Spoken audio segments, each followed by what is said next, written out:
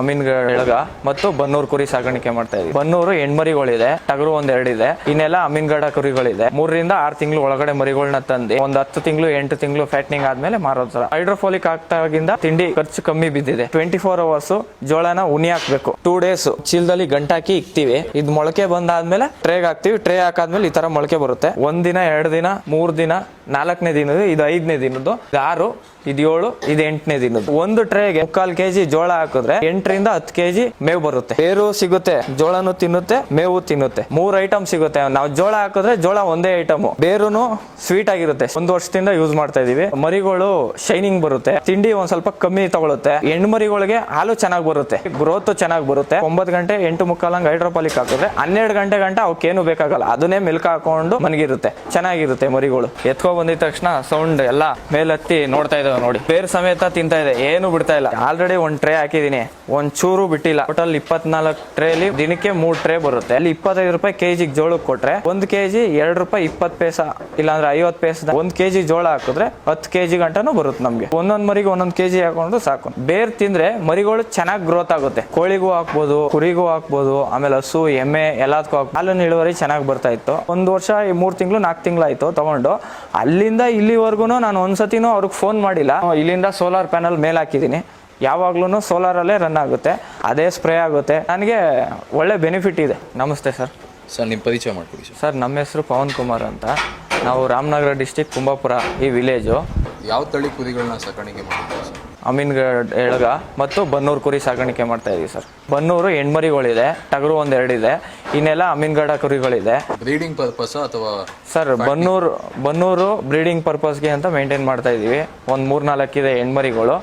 ಇನ್ನೆಲ್ಲ ಫ್ಯಾಟ್ನಿಂಗ್ ಪರ್ಪಸ್ಗೆ ಅಂತ ಯೂಸ್ ಮಾಡ್ತಾ ಇದೀವಿ. ಒಂದು 10 ತಿಂಗಳು 8 ತಿಂಗಳು ಫ್ಯಾಟ್ನಿಂಗ್ ಪರ್ಪಸ್ ಮಾಡ್ಬಿಟ್ಟು ಫ್ಯಾಟ್ನಿಂಗ್ ಆದಮೇಲೆ ಮಾರೋದು ಸರ. ಇವಾಗ ಬಕ್ರೀದ್ಗೆ ಇಷ್ಟಪಟ್ಟು ತಗೊಳ್ತಾರೆ, ಅದಕ್ಕೋಸ್ಕರ ಅಮೀನ್ಗಢ ಮರಿಗಳನ್ನ ಸಾಕ್ತಾ ಇದೀವಿ. ನೀವು ಎಷ್ಟು ತಿಂಗಳು ಮರಿಗಳನ್ನ ತಗೊಂಡ್ಬರ್ತೀರಾ? ಎಷ್ಟು ತಿಂಗಳು ಸರ್? ನಾವು ಒಂದು 6 ತಿಂಗಳು ಇಲ್ಲಾಂದ್ರೆ ಒಂದು 3 ತಿಂಗಳು ಮರಿಗಳು, 3 ರಿಂದ 6 ತಿಂಗಳು ಒಳಗಡೆ ಮರಿಗಳನ್ನ ತಂದು ಅಲ್ಲಿಂದ ಬಂದು ಇಲ್ಲಿಗೆ ಚಿಕ್ಕ ಮರಿಗಳು ಆಗಲ್ಲ, ದೊಡ್ಡ ಮರಿಗಳೇ ತಂದು ಸಾಕಿ ಆಮೇಲಿಂದ ಮಾರ್ತೀವಿ ಬಕ್ರೀದ್ಗೆ. ಮೇಂಟೆನೆನ್ಸ್ ಯಾವ ಥರ ಇರುತ್ತೆ? ಮೇವಿನ ಪದ್ಧತಿ ಯಾವ ಥರ ಇರುತ್ತೆ ಸರ್? ಮೇವಿನ ಪದ್ಧತಿ ಒಂದು ಟೈಮು ಬೆಳಗ್ಗೆ 1 ಟೈಮ್ ತಿಂಡಿ, ಆಮೇಲಿಂದ ತಿರ್ಗಾ 2-3 ಟೈಮು ಮೇವು, 1 ಟೈಮ್ ತಿಂಡಿ, ಈ ಥರ ಕೊಡ್ತಿದ್ದೋ. ಇವಾಗ ಏನಂತ ಅಂದರೆ ನಾವು 1-1.5 ವರ್ಷದಿಂದ ಹೈಡ್ರೋಫೋಲಿಕ್ ಆಗ್ತಾಯಿದ್ದೀವಿ. ಹೈಡ್ರೋಫೋಲಿಕ್ ಆಗ್ತಾಗಿಂದ ನಮಗೆ ಒಂದು ಸ್ವಲ್ಪ ತಿಂಡಿ ಖರ್ಚು ಕಮ್ಮಿ ಬಿದ್ದಿದೆ. ಆಮೇಲಿಂದ ಮುಂಚೆ ತಿಂಡಿ ಜಾಸ್ತಿ ನಮಗೆ ಖರ್ಚಾಗ್ತಾಯಿತ್ತು. ಇವಾಗ ಹೈಡ್ರೋಫಾಲಿಕಲ್ಲಿ ನಮಗೆ ಒಂದು ಸ್ವಲ್ಪ ಕಮ್ಮಿ ಖರ್ಚು ಇದ್ರೆ ತಿಂಡಿಗಳಲ್ಲಿ. ಹೈಡ್ರೋಫಾಲಿಕ್ 1 ಟೈಮ್ ಹಾಕ್ತೀವಿ, ಬೆಳಗ್ಗೆ 1 ಟೈಮ್ ತಿಂಡಿ ಹಾಕೋ ಬದಲು ಹೈಡ್ರೋಫಾಲಿಕ್ ಹಾಕ್ತೀವಿ. ಆಮೇಲೆ 1 ಟೈಮ್ ಮೇವು ಸ್ಕಿಪ್ ಆಗುತ್ತೆ ಅಲ್ಲಿಗೆ. ಇನ್ನು 2 ಟೈಮ್ ಮೇವು ಹಾಕ್ತೀವಿ, ಸಾಯಂಕಾಲ 1 ಟೈಮ್ ತಿಂಡಿ ಹಾಕ್ತೀವಿ. ಡೆವಲಪ್ಮೆಂಟು ಅಂತ ಅಂದರೆ ಇವಾಗ ಮಂತ್ಲಿ ಗ್ರೋತ್ ಗೊತ್ತಾಗುತ್ತೆ ನಮಗೆ. ಇವಾಗ ನಾವು ತಿಂಡಿ ಹಾಕೋದ್ರಲ್ಲಿ, ಆಮೇಲಿಂದ ಮೇವು ಹಾಕೋದ್ರಲ್ಲಿ, ಮರಿಗಳು ಚೆನ್ನಾಗಿ ಮೇವು ಬೇಕು. ನಾವು ಜಾಸ್ತಿ ಒಣ ಮೇವೇ ಕೊಡೋದು, ಹಸಿರು ಮೇವು ಕೊಡೋಲ್ಲ. ನಾವು ಏನಂದರೆ ರಾಗಿ ಹುಲ್ಲಿದೆ ನಮ್ಮ ಕಡೆ, ರಾಗಿ ಹುಲ್ಲು ಹುಳ್ಳಿ ಒಟ್ಟಿದೆ, ರಾಗಿ ಹುಲ್ಲು ಹುಳ್ಳಿ ಒಟ್ಟು ಜಾಸ್ತಿ ಹಾಕ್ತೀವಿ ನಾವು. ರಾಗಿ ಹುಲ್ಲೇ ಜಾಸ್ತಿ ಪ್ರಿಫರೆನ್ಸ್ ಕೊಡೋದು. ಸರ್ ನೀವು ಹೇಳಿದ್ರೆ ಹೈಡ್ರೋಪೋನಿಕ್ ಮೇವು ಕೊಡ್ತೀನಿ ಅಂತ, ಯಾವ ಟೈಮಲ್ಲಿ ಕೊಡ್ತೀರಾ? ಅದು ಹೇಗಿದೆ ತೋರಿಸ್ಕೊಡಿ ಸರ್. ಹೈಡ್ರೋಪೋನಿಕ್ ಮೇವು ನಮಗೆ 1 ಟೈಮ್ ಮಾತ್ರ ಹಾಕ್ತೀವಿ ನಾವು. 9 ಗಂಟೆ ಹಂಗೆ ಹಾಕ್ತೀವಿ ಬೆಳಗ್ಗೆ. ಅದು ಹಾಕಾದ್ಮೇಲೆ ತಿರ್ಗಾ 12 ಗಂಟೆಗೆ ಅಷ್ಟೇ ನಾವು ಮೇವು ಹಾಕೋದು. 12 ಗಂಟೆಗೆ ಮೇವು ಹಾಕಿ ಆಮೇಲೆ ನೀರು ಕುಡಿಸ್ತೀವಿ. ಹೈಡ್ರೋಪಾಲಿಕ್ಕು 9 ಗಂಟೆ 9:30 ಒಳಗಡೆ ನಾವು ಹಾಕೊಳ್ತೀವಿ. ಇವಾಗ ನಾವಿಲ್ಲ ಅಂತಂದ್ರು ನಮ್ಮ ಮನೆಯವರು ಹಾಕೊಳ್ತಾರೆ, ಮನೇಲಿ ನಮ್ಮ ತಾತ ಅವ್ರು ಇದ್ದಾರೆ, ನಮ್ಮ ಅವ್ರು ಹಾಕೊಂಡು ಆಮೇಲಿಂದ ನಾವು ಮಧ್ಯಾಹ್ನ ನಮಗೇನಿರಲ್ಲ, ನಾವು ಬೆಳಗ್ಗೆ ಕೆಲ್ಸಕ್ಕೆ ಹೋಗ್ತೀವಿ, ಸಾಯಂಕಾಲ 6:30-7 ಗಂಟೆಗೆ ಕೆಲಸದಿಂದ ಬರ್ತೀವಿ. ಮನೇಲಿ ನೋಡ್ಕೊಳ್ತಾರೆ. ಮನೇಲಿ ನೋಡ್ಕೊಳ್ಳೋದ್ರಿಂದ ನಮಗೇನು ತೊಂದರೆ ಇಲ್ಲ. ನಾವು ಅಷ್ಟೇ ಹೈಡ್ರೋಫೋಲಿಕ್ ಮಾಡ್ತೀವಿ. ಆಮೇಲಿಂದ ರಾಗಿ ಹುಲ್ಲನ್ನ ನಾವು ಚಾಪ್ ಕಟ್ ಮಾಡಿ ಇಟ್ಕೊಳ್ತೀವಿ. ರಾಗಿ ಹುಲ್ಲು ಈ ಥರ ಕಪ್ ಮಾಡಿ ಇಟ್ಕೊಳ್ತೀವಿ. ರಾಗಿ ಹುಲ್ಲು ಅವ್ರು ಹಾಕೊಳ್ತಾರೆ, ಹಸಿರು ಮೇವು ಹಾಕಲ್ಲ. ಇದೊಂದೇ ಹಸಿರು ಅಂತ ನಾವು ಹಾಕೋದು ಹೈಡ್ರೋಫಾಲಿಕ್. ಸರ್ ಇದನ್ನ ಯಾವ ಥರ ತಯಾರಿ ಮಾಡ್ಕೋತೀರಾ? ಮೇವು ಎಷ್ಟು ದಿನದಲ್ಲಿ ಮೇವು ರೆಡಿ ಆಗುತ್ತೆ ಸರ್? ನಮಗೆ 8 ರಿಂದ 9 ದಿನ ಬರುತ್ತೆ ಹೈಡ್ರೋಫೋಲಿಕ್ಕು. ಫಸ್ಟ್ ದಿನ ನಾವು 1 ದಿನ 24 ಅವರ್ಸು ಜೋಳನ ಉನಿ ಹಾಕಬೇಕು. ಈ ಥರ ನೀರಲ್ಲಿ ಉನಿ ಹಾಕಬೇಕು. 24 ಅವರ್ಸ್ ಉನಿ ಹಾಕಬೇಕು. ಈ ಥರ ಬರುತ್ತೆ. 24 ಅವರ್ಸ್ ಉನಿ ಹಾಕಬೇಕು. ಇದಾದಮೇಲೆ ನೆಕ್ಸ್ಟ್ ಸ್ಟೇಜು ನಾವು ಚೀಲದಲ್ಲಿ ಗಂಟಾಕಿ ಇಕ್ತೀವಿ, ಮೊಳಕೆ ಕಟ್ತೀವಿ. ಮೊಳಕೆ ಕಟ್ಟಿದ್ರೆ ನೋಡಿ, ಮೊಳಕೆ ಇಲ್ಲೇ ಚೀಲದಲ್ಲೇ ಕಾಣಿಸ್ತಾ ಇದೆ. 2 ಡೇಸು 48 ಅವರ್ಸ್ ಬರುತ್ತೆ. 48 ಅವರ್ಸ್ ಬಂದಾದಮೇಲೆ ಜೋಳ ಹಿಂಗಿರುತ್ತೆ. ಚೆನ್ನಾಗಿ ಜೋಳ ಇರಬೇಕು. ಜೋಳ ಹಿಂಗಿರುತ್ತೆ. ಇದು ಮೊಳಕೆ ಬಂದಾದಮೇಲೆ ನಾವು ಈ ಥರ ಟ್ರೇಗೆ ಹಾಕ್ತೀವಿ ನೋಡಿ, ಈ ಥರ ಟ್ರೇಗೆ ಹಾಕ್ತೀವಿ. ಇದು ನೆನ್ನೆ ಹಾಕಿರೋದು. ಇದು ಟ್ರೇಗೆ ಹಾಕ್ತೀವಿ. ಟ್ರೇ ಹಾಕಾದ್ಮೇಲೆ ಈ ಥರ ಮೊಳಕೆ ಬರುತ್ತೆ. ಮೊಳಕೆ ಬಂದರೆ 1 ದಿನ, 2 ದಿನ, 3 ದಿನ, 4ನೇ ದಿನದ್ದು, ಇದು 5ನೇ ದಿನದ್ದು, ಇದು 6, ಇದು 7, ಇದು 8ನೇ ದಿನದ್ದು, ಈ ಥರ ಬರುತ್ತೆ. ಸರ್, ನೀವು ಜೋಳನ ಆಯ್ಕೆ ಮಾಡಬೇಕಾದ್ರೆ ಯಾವ ಥರ ಆಯ್ಕೆ ಮಾಡ್ಕೋತೀರಿ? ಸರ್, ಜೋಳ ಆಯ್ಕೆ ಮಾಡ್ಬೇಕಾದ್ರೆ ನೋಡಿ, 2 ಜೋಳ ತೋರಿಸ್ತೀನಿ ನಿಮಗೆ. ಇದು ಚೆನ್ನಾಗಿಲ್ದೇ ಇರೋ ಜೋಳ, ಇದು ಚೆನ್ನಾಗಿಲ್ದೇ ಇರೋ ಜೋಳ. ಅದೇ ಇದು ನೋಡಿ, ಒಂಚೂರು ಏನೂ ಇಲ್ಲ. 2 ಥರ ಜೋಳ ಬರುತ್ತೆ. ಅದು ಚೆನ್ನಾಗಿರೋ ಜೋಳನೇ ತೊಗೋಬೇಕು. ಅದು ಒಂದು ಸ್ವಲ್ಪ 1-2 ರೂಪಾಯಿ, 1 ರೂಪಾಯಿ ಜಾಸ್ತಿ ಆಗುತ್ತೆ ಮಾರ್ಕೆಟಲ್ಲಿ. ಆ ಥರ ಜೋಳದಲ್ಲಿ ಉನಿ ಹಾಕಿ ಮಾಡಿದ್ರೆ ಮಾತ್ರ ಬರೋದು ಇದು. ಆಮೇಲಿಂದ ಒಂದು ಟ್ರೇಗೆ ನಾವು 1 kg ಇಲ್ಲಾಂದರೆ 3/4 kg ಜೋಳ ಹಾಕಿದ್ರೆ ನಮಗೆ 8ರಿಂದ 10 kg ಮೇವು ಬರುತ್ತೆ. 10 kg ಮೇವು ಬಂದರೆ ಅದರಲ್ಲಿ ಮೇವಲ್ಲಿ ನೋಡಿ ಬೇರು ಸಿಗುತ್ತೆ ಕುರಿಗಳಿಗೆ. ಆಮೇಲಿಂದ ಜೋಳನೂ ಚೆನ್ನಾಗಿರುತ್ತೆ, ಜೋಳನೂ ತಿನ್ನುತ್ತೆ, ಮೇವು ತಿನ್ನುತ್ತೆ. 3 ಐಟಮ್ ಸಿಗುತ್ತೆ. ನಾವು ಜೋಳ ಹಾಕಿದ್ರೆ ಜೋಳ ಒಂದೇ ಐಟಮು, ಆದರೆ ಇದರಲ್ಲಿ ಬೇರೂ ಸ್ವೀಟ್ನೆಸ್ ಆಗಿರುತ್ತೆ. ಆಮೇಲಿಂದ ಜೋಳನೂ ತಿನ್ನುತ್ತೆ, ಇದನ್ನು ತಿನ್ನುತ್ತೆ, ಅದನ್ನು ತಿನ್ನುತ್ತೆ. 3 ಐಟಮ್ ತಿನ್ನುತ್ತೆ ಇದರಲ್ಲಿ. ಇದನ್ನು ಎಷ್ಟು ವರ್ಷದಿಂದ ಯೂಸ್ ಮಾಡ್ತಾ ಇದ್ದೀರಾ? ಸರ್, ನಾವು ಯೂಸ್ ಮಾಡ್ತಾ ಇರೋದು 1.5 ವರ್ಷದಿಂದ. 1 ವರ್ಷದಿಂದ ಯೂಸ್ ಮಾಡ್ತಾ ಇದ್ದೀವಿ. ಇದಕ್ಕಿಂತ ಮುಂಚೆ ನಮ್ದು ಈ ಥರ ಸೆಟಪ್ ಇರಲಿಲ್ಲ, ಬೇರೆ ಥರ ಸೆಟಪ್ ಇತ್ತು. ಅದು ಆಡುಗಳಿತ್ತು, ಒಂದು ಸ್ವಲ್ಪ ಕುರಿಗಳಿತ್ತು. ಅದು ಬ್ರೀಡಿಂಗ್ ಪರ್ಪಸ್ಗೋಸ್ಕರ ಮಾಡ್ತಿದ್ದೋ. ಅದು ಬ್ರೀಡಿಂಗ್ ಪರ್ಪಸ್ಗೋಸ್ಕರ ಅಂತ ಅಂದರೆ ನಾವು ಕೆಲ್ಸಕ್ಕೆ ಹೋಗೋದ್ರಿಂದ, ನಮಗೆ ಕೆಲ್ಸಕ್ಕೆ ಹೋಗಿ ಬರೋದ್ರಿಂದ ಆಗಲ್ಲ ಅಂತ ಅಂದ್ಬಿಟ್ಟು ನಾವು ಫ್ಯಾಟ್ನಿಂಗ್ ಮಾಡ್ತಾ ಇದ್ದೀವಿ. ಲಾಸ್ಟ್ ಟೈಮು ಫ್ಯಾಟ್ನಿಂಗ್ ಮಾಡ್ತಿದ್ದೋ. ಫ್ಯಾಟ್ನಿಂಗ್ ಮಾಡ್ಬೇಕಾದ್ರೆ ಒಂದು 3-4 ಎಳಗ ಮರಿಗಳಿದ್ದು ಅಷ್ಟೇ. ಇನ್ನೆಲ್ಲ ಬನ್ನೂರು ಕುರಿಗಳು, ಆಮೇಲೆ ಆಡುಗಳಿದ್ದು. ಇವಾಗ ಆಡುಗಳಿಲ್ಲ. ಇದನ್ನ ಯೂಸ್ ಮಾಡಿದಾಗಿಂದ ಕುರಿಗಳಲ್ಲಿ ಯಾವ ಥರ ಡೆವಲಪ್ಮೆಂಟ್ ಆಗ್ತಾಯಿದೆ? ಸರ್, ಇದನ್ನು ಯೂಸ್ ಮಾಡಿದ್ರೆ ಒಂದು ಸ್ವಲ್ಪ ಮರಿಗಳು ಶೈನಿಂಗ್ ಬರುತ್ತೆ. ಆಮೇಲಿಂದ ತಿಂಡಿ ಒಂದು ಸ್ವಲ್ಪ ಕಮ್ಮಿ ತಗೊಳುತ್ತೆ. ಇದು ಮಿಲ್ಕೂ ಹೆಣ್ಮರಿಗಳಿಗೆ ಹಾಲು ಚೆನ್ನಾಗಿ ಬರುತ್ತೆ, ಒಳ್ಳೆ ಹಾಲಿನ ಇಳುವರಿ ಬರುತ್ತೆ. ಆಮೇಲಿಂದ ಮರಿಗಳು ಶೈನಿಂಗ್ ಬರುತ್ತೆ. ಆಮೇಲಿಂದ ನಾವು ತಿಂಡಿ ಹಾಕಿದ್ರೆ 9 ಗಂಟೆ ಇಲ್ಲಾಂದರೆ 8:30 ಒಂದು ಟೈಮ್ ತಿಂಡಿ ಹಾಕಿದ್ರೆ ನಾವು ಇಮಿಡಿಯೇಟು ಮೇವು ಹಾಕ್ಬೇಕಾಗಿತ್ತು. 1 ಅವರ್ಗೆಲ್ಲ ಒಂದು ಸ್ವಲ್ಪ ಮರಿಗಳು ಕಿರ್ಚ್ಕೊಳ್ಳೋದು, ಇದು ಮಾಡೋದು. ಬಟ್ ಹೈಡ್ರೋಫಾಲಿಕ್ ಹಾಕಿದ್ರೆ 9 ಗಂಟೆ 8:45 ಹಂಗೆ ಹೈಡ್ರೋಫಾಲಿಕ್ ಹಾಕಿದ್ರೆ 12 ಗಂಟೆ ಅವಕ್ಕೇನು ಬೇಕಾಗಲ್ಲ, ಅದನ್ನೇ ಮೆಲ್ಕು ಹಾಕ್ಕೊಂಡು ಮನಗಿರುತ್ತೆ. ಆಮೇಲೆ 12 ಗಂಟೆ ಮೇಲೆ ನಾವು ಮೇವು ಹಾಕೋಬೋದು. ಅದು ಟೈಮಿಂಗು ಒಂದು ಸ್ವಲ್ಪ ನಮಗೆ ಅನುಕೂಲ ಆಗುತ್ತೆ. ಸರ್, ನೀವು ಶೈನಿಂಗ್ ಅಂತ ಹೇಳಿದ್ರೆ ಇದರಿಂದ ಏನೋ ಬೆಳವಣಿಗೆನೂ ಆಗ್ತಾ ಇದೆ? ಬೆಳವಣಿಗೆ, ಇದರಿಂದ ಬೆಳವಣಿಗೆನೂ ಆಗುತ್ತೆ. ಮರಿಗಳು ಚೆನ್ನಾಗಿ ಗ್ರೋತ್ ಬರುತ್ತೆ. ಇವಾಗ ಇದರಿಂದ ಏನು ಪ್ರಾಬ್ಲಮ್ ಬರಲ್ಲ. ಇವಾಗ ಆಚೆ ಕುಯ್ಕೊ ಬಂದರೆ ಮೇವು, ಹಸಿರು ಮೇವು, ಅದರಿಂದ ಏನಾರ ಪ್ರಾಬ್ಲಮ್ ಆಗುತ್ತೆ. ಬಟ್ ನಾವು ಒಳಗಡೆನೆ ಬೆಳೆಯೋದ್ರಿಂದ ಇದು ಏನು ಆಚೆ ಇದಕ್ಕೆ ಏನು ಹೋಗದೆ ಇರೋದ್ರಿಂದ ಒಳ್ಳೆ ಬೆಳವಣಿಗೆನೂ ಆಗುತ್ತೆ. ಮರಿ ಗ್ರೋತು ಚೆನ್ನಾಗಿ ಬರುತ್ತೆ. ಆಮೇಲೆ ಒಳ್ಳೆ ಶೈನಿಂಗು ಬರುತ್ತೆ, ಚೆನ್ನಾಗಿರುತ್ತೆ ಮರಿಗಳು. ಇವಾಗ ನಾನು ಆಮೇಲೆ ನಮ್ಮ ಮಾವರು ಕೆಲ್ಸಕ್ಕೆ ಹೋಗ್ತೀವಿ. ಬೆಳಗ್ಗೆ 9 ಗಂಟೆ ಕೆಲ್ಸಕ್ಕೆ ಹೋದರೆ ನೈಟ್ 7 ಗಂಟೆ ಆಗುತ್ತೆ ಮನೆಗೆ ಬರೋದು. ಆ ಟೈಮಲ್ಲಿ ನಾವು ಅದಕ್ಕಿಂತ ಮುಂಚೆ ನಾವು ಎದ್ದು 4:15 ಹೋಗಿ ಮೇವು ಕುಯ್ಕೊ ಬಂದು ಆಮೇಲೆ ತಿರ್ಗಾ ಸಾಯಂಕಾಲ ಮೇಲೆ ಬಂದು ಅದು ಆಗದೆ ಇರೋ ಕೆಲಸ 1 ವಾರ, 1 ತಿಂಗಳು, 2 ತಿಂಗಳು, 3 ತಿಂಗಳು ನಾವು ಮುಂಚೆ ಮಾಡ್ದೋ 1 ವರ್ಷದ ಹಿಂದೆ. ಅದಾದಮೇಲೆ ನಾನು ಯೂಟ್ಯೂಬಲ್ಲಿ ನೋಡ್ಬೇಕಾದ್ರೆ ಈ ಥರ ಹೈಡ್ರೋಪಾಲಿಕ್ಕು ಅಂತ ಅಂದರು. ನಾವು ಒಂದು ಸತಿ ಏನಕ್ಕೆ ಟ್ರೈ ಮಾಡಬಾರ್ದು ಅಂತ ಅಂದ್ಬಿಟ್ಟು ನಮ್ಮ ಇವ್ರಿಗೆ ಬೆಳಗಾವಿ ಅವ್ರಿಗೆ ಫೋನ್ ಮಾಡಿ ಅವ್ರ ಹತ್ರ ಕೇಳಿ ಅವರು ವೀಡಿಯೋಗಳನ್ನ ಕಳಿಸ್ಕೊಟ್ರು. ಅದಾದಮೇಲೆ ನಾನು ತೊಗೊಂಡೆ. ಇವಾಗ ನಾವೇನಂತ ಅಂದರೆ ನಾವು ಕೆಲ್ಸಕ್ಕೆ ಹೋಗೋದ್ರಿಂದ ಬೆಳಗ್ಗೆ 7 ಗಂಟೆಗೆ ಎದ್ದೊಳ್ತೀವಿ. 7 ಗಂಟೆಗೆ ಎದ್ದು ಬ್ರೂಟಾನ್, ಲಿವರ್ ಟಾನಿಕ್ ಹಾಕ್ತೀನಿ ಮರಿಗಳಿಗೆ ಲಿವರ್ ಟಾನಿಕ್ ಹಾಕ್ಬಿಟ್ಟು ಆಮೇಲಿಂದ ಇದಾಗ್ತೀನಿ. ನಮ್ಗೆ ಏನು ಟೈಮ್ ಸೇವ್ ಆಗುತ್ತೆ ಅಂದರೆ ಮೇವ್ದು ಒಂದು ಸ್ವಲ್ಪ ಟೈಮ್ ಸೇವ್ ಆಗುತ್ತೆ. ನಾವು ಹೋಗಿ ಮೇವು ಕುಯ್ಕೊ ಬಂದು ಇವಾಗ ಜೋಳ ಎರ್ಚ್ಬೋದು. ಜೋಳ ಎರ್ಚಿದ್ರೆ ನಮ್ಮಲ್ಲಿ ಏನು ಅಂದರೆ ಇಲ್ಲಿ ಹಂದಿಗಳ ಕಾಟ ಜಾಸ್ತಿ, ಹಂದಿಗಳ ಕಾಟ. ಆಮೇಲೆ ಹಂದಿಗಳು ಜೋಳ ಎರ್ಚಿದ ದಿನವೇ ಎಲ್ಲ ಮೇಯ್ಕೊಬಿಡುತ್ತೆ. ಅದ್ರ ಬದಲು ನಾವು ಆಚೆ ಮಣ್ಣಲ್ಲೂ ಹಾಕಂಗಿಲ್ಲ, ಏನೂ ಇಲ್ಲ. ಇಲ್ಲಿ ತಂದು ಹಾಕಿ ಹೈಡ್ರೋಫಾಲಿಕ್ಕು ಆಮೇಲಿಂದ ನಾವು ಬೆಳಗ್ಗೆ ಹೊತ್ತು ಏನು ಕೆಲಸ ರಿಸ್ಕ್ ಇರಲ್ಲ, ಆರಾಮಾಗಿ ಬಂದು ಹಾಕೊಳ್ತೀವಿ. ಹಾಕ್ಬಿಟ್ಟು ನಾವು ಕೆಲ್ಸಕ್ಕೆ ಹೋಗ್ತೀವಿ. ಮನೆಯವ್ರು ನೆಕ್ಸ್ಟ್ ಏನು ಮಾಡ್ತಾರೆ ಮಾಡ್ಕೊಳ್ತಾರೆ. ರಾಗಿ ಹುಲ್ಲು ಇದ್ದಲ್ಲಿ ಎರಡರಲ್ಲೇ ಮೇಂಟೈನ್ ಮಾಡ್ತಾರೆ. ಹಾಂ ಸರ್, ಹೌದು. ಇವಾಗ ರಾಗಿ ಹುಲ್ಲು ಹಾಕೊಳ್ತೀವಿ, ರಾಗಿ ಹುಲ್ಲು ಆಮೇಲೆ ಹೈಡ್ರೋ ಫಾರ್ಮಿಂಗ್ ಏನು ಒಂದು 20-25 ನಿಮಿಷ ಟೈಮ್ ಆಗುತ್ತೆ. ನಾವು ಜೋಳನ ಕ್ಲೀನಾಗಿ ತೊಳೆದು ಬೇಸನ್ಗೆ ಹಾಕಿ ಆಮೇಲಿಂದ ಉಣ್ಣಿ ಹಾಕ್ತೀವಿ, ಉಪ್ಪಲ್ಲಿ ತೊಳಿತೀವಿ.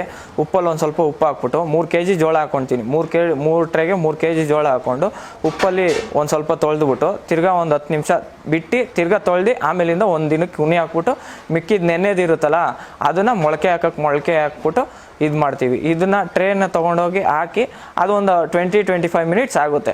ಕುರಿಗಳು ಚೆನ್ನಾಗಿ ತಿಂತವೆ.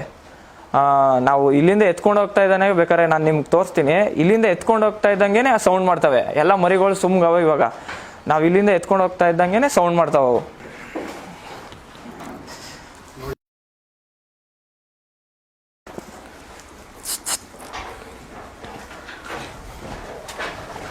ನೋಡಿ, ಸೈಲೆಂಟಾಗಿತ್ತು. ಬಂದಿದ ತಕ್ಷಣ ಸೌಂಡ್ ಎಲ್ಲ ಮೇಲೆತ್ತಿ ನೋಡ್ತಾ ಇದ್ದಾವೆ. ನೋಡಿ, ಸೈಲೆಂಟ್ ಇತ್ತು, ಎಲ್ಲ ಸೌಂಡ್ ಮಾಡ್ತಾ ಇದೆ. 1 ಟ್ರೇಗೆ ಒಂದು 6-8 ಕುರಿಗಳಿಗೆ ಕೊಡ್ತೀವಿ. ನೋಡಿ,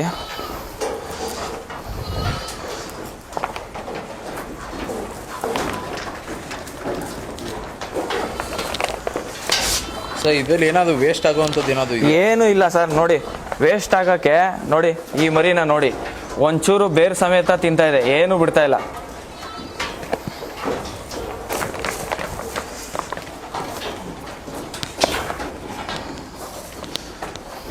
ನೋಡಿ, ಈ ಮರಿಗಳು ಫ್ಯಾಟ್ನಿಂಗ್ ಚೆನ್ನಾಗಾಗುತ್ತೆ ಸರ್. ನೋಡಿ,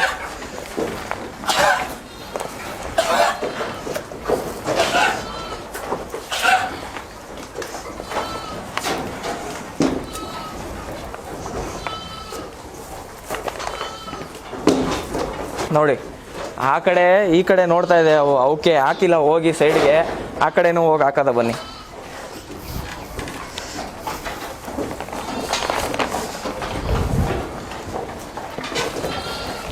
ನೋಡಿ, ಆಲ್ರೆಡಿ 1 ಟ್ರೇ ಹಾಕಿದ್ದೀನಿ, ಒಂಚೂರು ಬಿಟ್ಟಿಲ್ಲ, ಎಲ್ಲ ಮೇಯ್ಕೊಳ್ತಾ ಇದೆ. ನೋಡಿ,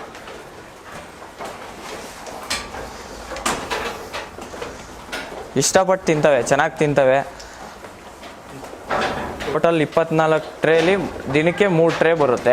3 ಟ್ರೇಗೆ ಡೈಲಿ ಬೆಳಗ್ಗೆ ಹೊತ್ತು 3 ಟ್ರೇ ಎಲ್ಲ ಮರಿಗಳಿಗೂ ಹಾಕ್ತೀವಿ. 3 ಟ್ರೇ ಅಂದರೆ ಒಂದೊಂದು ಮರಿಗೆ 30-32 kg ಬರುತ್ತೆ. ಒಂದೊಂದು ಮರಿಗೆ 1-1.5 kg ಜೋಳ, ಆಮೇಲಿಂದ ರೂಟ್ಸು, ಆಮೇಲೆ ಈ ಫುಲ್ ಎಲ್ಲ ಸಿಗುತ್ತೆ.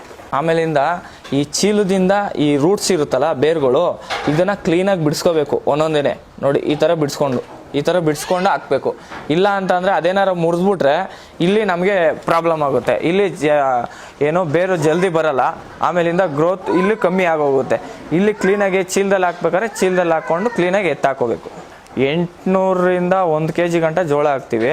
1 kg ಜೋಳಕ್ಕೆ 1 ಟ್ರೇಗೆ, ನಾನು ಹೇಳಿದ್ನಲ್ಲ ಇವಾಗ, 1 ಟ್ರೇಗೆ ಒಂದು minimum max to max 9-10 kg ಬರುತ್ತೆ.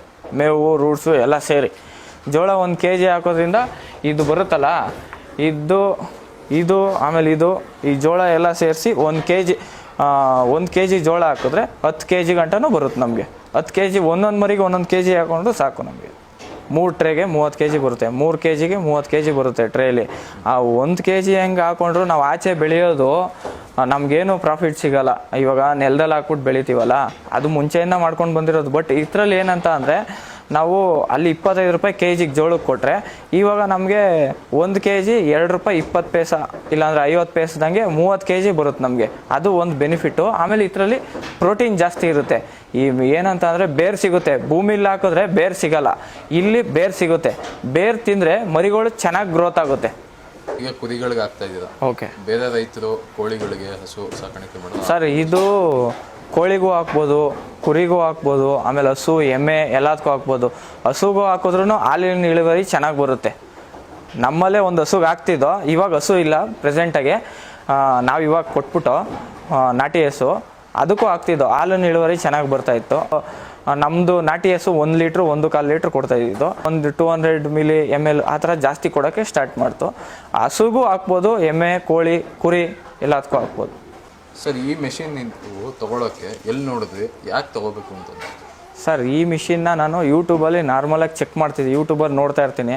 ಈ ಕುರಿಗಳ ಬಗ್ಗೆ ಎಲ್ಲ ನನಗೆ ಇನ್ಫಾರ್ಮೇಷನ್ ಬೇಕು ಅಂದ್ಬಿಟ್ಟು ನಾನು ನೋಡ್ತಾ ಇರ್ತೀನಿ. ಆ ಟೈಮಲ್ಲಿ ನಾನು ಇದೇ ಥರನೇ ಮೈಸೂರವ್ರು ಒಬ್ಬರು ಮಾಡಿದರು. ಆ ಯೂಟ್ಯೂಬಲ್ಲಿ ನೋಡಿ ಅಭಿಮಾ ಕೃಷಿ ಅನ್ನೋರು ಬೆಳಗಾವಿಯವರು, ಅವ್ರಿಗೆ ಫೋನ್ ಮಾಡಿ ನಾನು ತರಿಸ್ಕೊಳ್ಳೋಕ್ಕೆ ಫೋನ್ ಮಾಡಿ ಮಾತಾಡಿದೆ.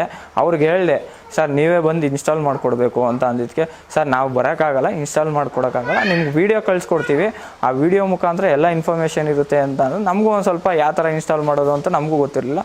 ಬಂದಾದಮೇಲೆ ಮಿಷಿನ್ ಬಂದಾದಮೇಲೆ ನಾನೇ ಒಂದು 30 ಇಂದ 45 ಮಿನಿಟ್ಸಲ್ಲಿ ಇನ್ಸ್ಟಾಲ್ ಮಾಡಿಕೊಂಡು ಅವ್ರಿಗೆ ವೀಡಿಯೋ ಕಳಿಸ್ದೆ. ಸರ್ ಸರಿ ಇದೆಯಾ ಏನು ಅಂತ ವೀಡಿಯೋ ಚೆಕ್ ಮಾಡಿಬಿಟ್ಟು ಸರಿ ಇದೆ ಸರ್, ನೀವು ಬೆಳ್ಕೋಬೋದು ಅಂತ ಹೇಳಿದ್ರು. ಆಮೇಲಿಂದ ಆ ಸೆಟ್ಟಿಂಗ್ಸು, ಯಾವ ಥರ ಸೆಟ್ಟಿಂಗ್ಸು, ಬೆಳಗ್ಗೆ ರಾತ್ರಿ ಆನ್ ಆಗೋದು ಆಫ್ ಆಗೋದು, ಆ ಸೆಟ್ಟಿಂಗ್ಸ್ ಎಲ್ಲ ಹೇಳಿದ್ರು ಫೋನಲ್ಲಿ. ಆಮೇಲೆ ವೀಡಿಯೋಸ್ ಕಳಿಸಿದ್ರು. ಅದಾದಮೇಲೆ ನಾನು ಇವಾಗ ಒಂದು ವರ್ಷ 3 ತಿಂಗಳು 4 ತಿಂಗಳಾಯಿತು ತೊಗೊಂಡು. ಅಲ್ಲಿಂದ ಇಲ್ಲಿವರೆಗೂ ನಾನು ಒಂದು ಸತಿನೂ ಅವ್ರಿಗೆ ಫೋನ್ ಮಾಡಿಲ್ಲ. ನಾನು ವೀಡಿಯೋಸ್ ಕಳಿಸ್ತೀನಿ, ಏನಾರ ಇದ್ದರೆ ಅವರು ಫೋನ್ ಮಾಡ್ತಾರೆ, ಇಲ್ಲ ನಾನು ಫೋನ್ ಮಾಡ್ತೀನಿ. ಪ್ರಾಬ್ಲಮ್ ಅಂತ ಯಾವತ್ತೂ ಫೋನ್ ಮಾಡಿಲ್ಲ. ನನಗೆ ಇಲ್ಲಿವರೆಗೂ ಕರೆಂಟ್ ಯೂಸೇಜ್ ಇಲ್ಲ. ನಾನು ಇಲ್ಲಿಂದ ಸೋಲಾರ್ ಪ್ಯಾನಲ್ ಮೇಲೆ ಹಾಕಿದ್ದೀನಿ. ಈ ಯಾವಾಗ್ಲೂ ಸೋಲಾರಲ್ಲೇ ರನ್ ಆಗುತ್ತೆ. ಕೋಲ್ಡ್ ಸೀಸನಲ್ಲೂ ಅಷ್ಟೇ, ನಾನು ಜಾಸ್ತಿ ಕೋಲ್ಡ್ ಸೀಸನಲ್ಲಿ ಟೈಮಿಂಗ್ ಇಟ್ಕೊಳ್ತೀನಿ 3 hours 30 seconds ಅಂತ ಅಂದ್ಬಿಟ್ಟು. ಆ ಟೈಮಲ್ಲೂ ಅಷ್ಟೇ ಸೋಲಾರಲ್ಲೇ ರನ್ ಆಗಿದೆ. ನಾನು ಕರೆಂಟಲ್ಲಿ ಜಾಸ್ತಿ ಇದಿಲ್ಲ. ಆಮೇಲೆ ಮೇನ್ ಬೆನಿಫಿಟು ಅಂತ ಅಂದರೆ ಇದಕ್ಕೆ ವಾಟ್ರು, ಆಮೇಲಿಂದ ಕರೆಂಟ್ ಜಾಸ್ತಿ ಬೇಕು ಅಂತ. ಕರೆಂಟ್ ಏನು ಜಾಸ್ತಿ ಬೇಕಾಗಲ್ಲ, ಸೋಲಾರ್ ಪ್ಯಾನಲ್ ಇದೆ, ಒಂದು ಬ್ಯಾಟ್ರಿ ಕೊಟ್ಟಿರ್ತಾರೆ ಅವರೇನೆ, ಅದರಿಂದ ಇನ್ಸ್ಟಾಲ್ ಆಗುತ್ತೆ, ಅದೇ ರನ್ ಆಗುತ್ತೆ. ನಾವು ಇಲ್ಲಿ ಬಂದು ಸ್ಪ್ರೇ ಹೊಡಿಬೇಕು ಆ ಥರ ಇಲ್ಲ, ಅದೇ ಸ್ಪ್ರೇ ಆಗುತ್ತೆ. ಇಷ್ಟು ಟೈಮಿಂಗ್ ಇಕ್ಕಿರ್ತೀವಿ. ಆಮೇಲಿಂದ ನಾನು ಈ ಡ್ರಮ್ಮಲ್ಲಿ ಒಂದು 10 ಡೇಸ್ಗೆ ಈ ಡ್ರಮ್ ತುಂಬಿಸ್ತೀನಿ. ಈ ಡ್ರಮ್ 10 ಡೇಸ್ ಬರುತ್ತೆ. 10 ಡೇಸ್ ಬಂದರೆ ನೀರು ಅಷ್ಟೇ, ನೀರು ಕಮ್ಮಿ ಖರ್ಚಾಗುತ್ತೆ. ನನಗೆ ಒಳ್ಳೆ ಬೆನಿಫಿಟ್ ಇದೆ.